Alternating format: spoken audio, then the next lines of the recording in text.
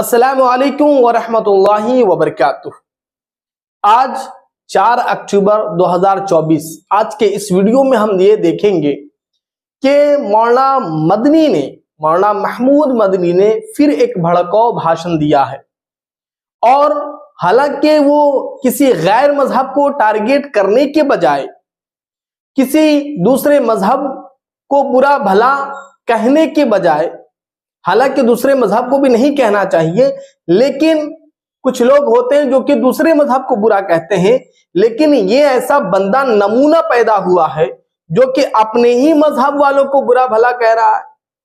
पूरी दुनिया में जहां कहीं मुसलमान है, आज के इस पीरियड में मुसलमानों पे जुल्म सितम हो रहा है और सारी बड़ी बड़ी हस्तियां ये गुहार लगा रही हैं कि मुसलमानों का एक नेता होना चाहिए, मुसलमानों का एक लीडर होना चाहिए जो कि मुसलमानों की आवाज बनके गवर्नमेंट को ललकार सके। लेकिन ये ऐसा बंदा नमूना है जो कि बारहा जो है असदुद्दीन ओवैसी को और मुसलमान के लीडरान को टारगेट कर रहा है। ऐसा ही एक वीडियो आया है, आप उस वीडियो को देखिए, फिर उसके बाद उसकी हकीकत बताते हैं। इंडिया में मुसलमान दो हालत में हैं, मजमूई तौर पर अकलियत में है।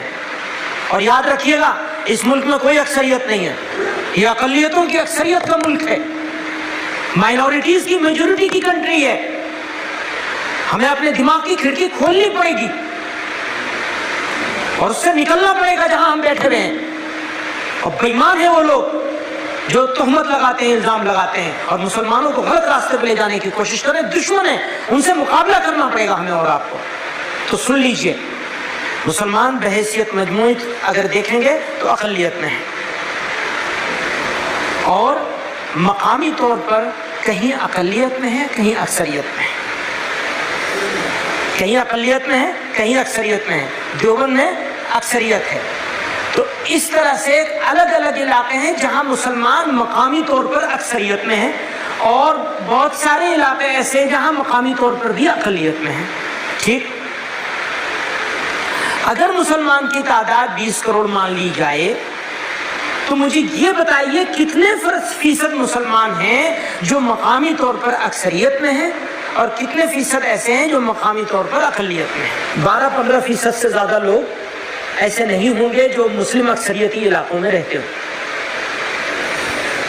85 से 90% या 88% मुसलमान गैर मुस्लिम अक्सरियती इलाकों में रहता है, उनके दरमियान रहता है।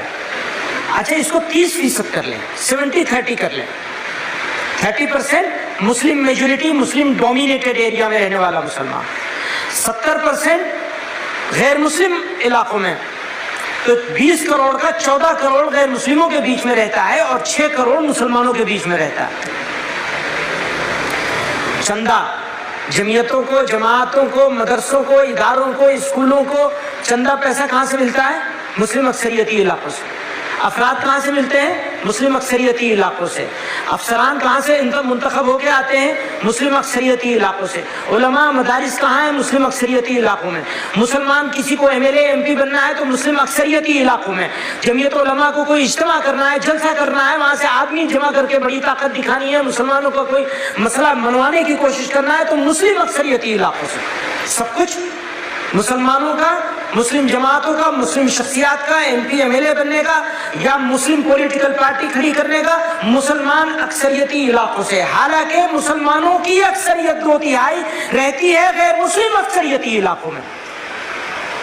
अगर कोई जमात, कोई जमीयत, कोई लीडर, कोई मौलवी, कोई मुल्ला, कोई मदरसा, कोई आदमी मुस्लिम अक्सरियती इलाकों में रहने वाले लोगों की तरफ देखे और गैर मुस्लिम अक्सरियती इलाकों में रहने वाले लोगों के मसाइल को, प्रॉब्लम्स को, इश्यूज को नजरअंदाज करके पॉलिसी बनाता है, एक्शन प्लान बनाता है, एक्शन लेता है, तो वो बेईमान है, धोखेबाज।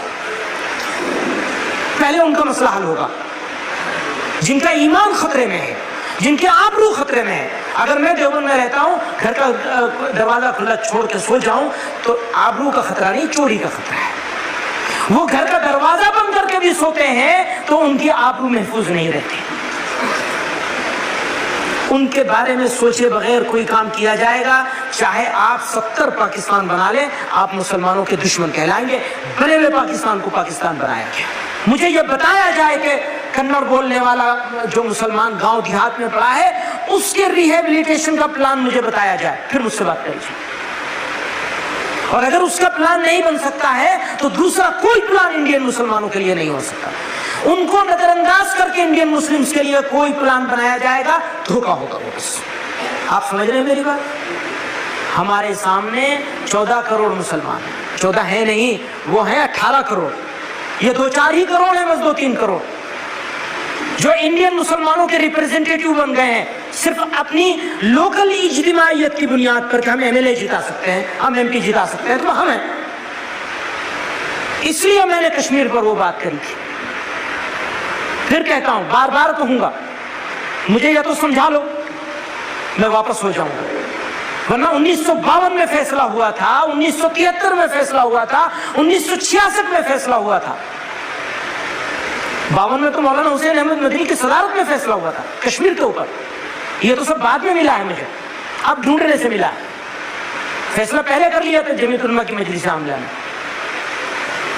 خالصتاً ملت کے اس طبقے کے مفاد میں جس کی عزت آبرو ایمان خطرے میں ہے، اس کی طرف نظر ہے۔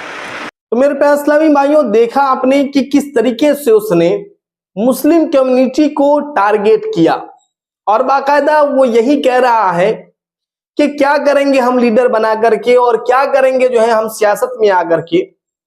اس پاگل کو یہ سوچنا چاہیے کہ پوری دنیا میں آج مسلمانوں پہ ظلم و ستم ہو رہا ہے، تو آج مسلمانوں کا اسٹینڈ لینا چاہیے، لیکن یہ پاگل اتنا پگلا چکا ہے کہ اناپ شناپ بک رہا ہے۔